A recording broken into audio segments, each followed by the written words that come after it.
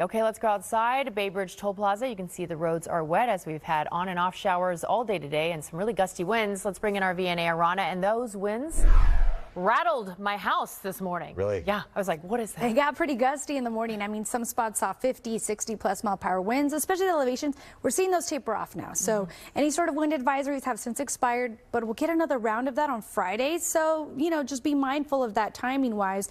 The next big story is going to be dangerous swell for the coastline. And I'm definitely going to go over timing for that in a second.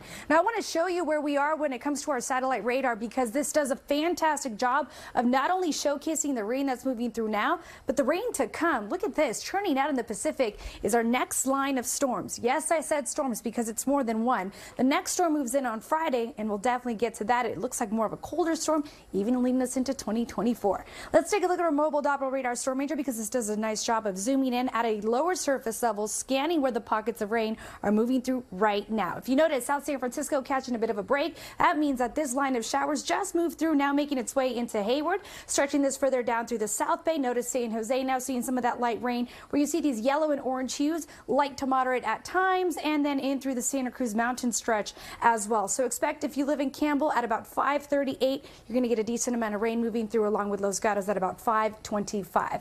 Now let's zoom this out for the hourly forecast, because timing wise for this system, not a big rainmaker as I mentioned. And then notice by 8 o'clock, a lot of the North Bay and the San Francisco area starts clearing out, and then we still get some scattered activity overnight into early Thursday morning. But during your morning commute at around 7 a.m. on Thursday, a lot of this will mainly be cloud cover, and then we do get some activity in through Fairfield, the Sacramento area, and some scattered activity throughout. But tomorrow's scattered activity also expected to be a couple hundredths of an inch. So as far as rain totals go, for the next 48 hours, the highest totals were really far up through Ukiah. Everywhere else, notice this, we got just a couple hundredths, less than a quarter of an inch for almost all of the Bay Area.